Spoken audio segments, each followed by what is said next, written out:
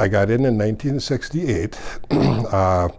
Like everybody else, the object was, I shouldn't say everybody else, but the object was to stay out as long as possible, which I did with deferments at the U of M.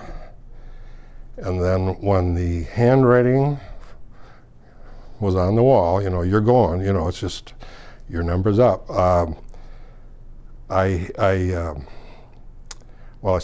Before that, I knew I was going to have to go, so a decision time for what do you want to major in?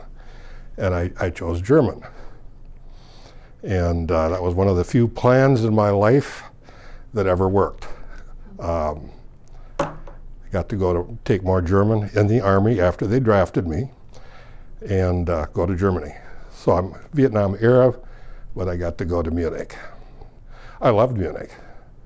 I could live in Munich. Yeah, beautiful city, nice lifestyle, and it was a very paperwork type of a job. Weekends off. It couldn't have been better duty. You did not want to be an officer at the time. We all had the opportunity to be an officer, but at least those people that I knew chose not to, because then you could control your destiny. And it worked. We got to go to Germany, and the people in the unit that I was in it was a pretty good group. My office, we worked, it was a military intelligence group, and we worked in an apartment building, and where I worked, it was a 3-bedroom apartment, so the bedrooms were offices. The living room was the chief's office, and the dining room was where the secretarial was. And of course, the kitchen was where the coffee pot was. And yeah, it was a good group. I mean, we saw each other outside of work, got together at night or on the weekends. The idea was that if the Army is going to spend money on you, teaching you a certain subject, they would deploy you where that would be used. So my German was never good enough to be an interrogator, but my English was good enough to edit what the native speakers of German, Russian, or whatever. They spoke Russian very well or German very well, but they didn't write English very well, so they needed editors, and that's what my job was for 2 years. You learn that you can keep up with other people that are in the same circumstances. I think you gain some confidence that you carry forward, to the rest of your life. You have friends that did have to go to Vietnam.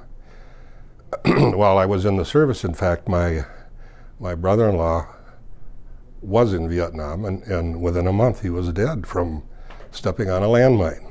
That was in 1968, the year that I went in. So I mean, you keep those things pretty well in the front of your head, while you're in the service. I guess just typical things about how to work with people, how to deal with the little petty tyrants that you find in the Army. Just a learning experience. Feels like a bit of a time warp, that it was that long ago. How can it be that long ago? So it will be interesting to see this now. I'm sure there will be a lot of things, to think of in this.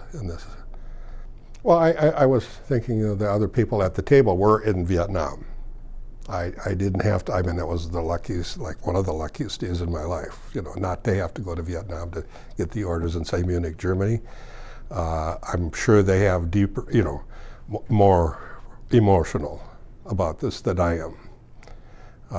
It'll be interesting to see what they have to say about things they see in the documentary.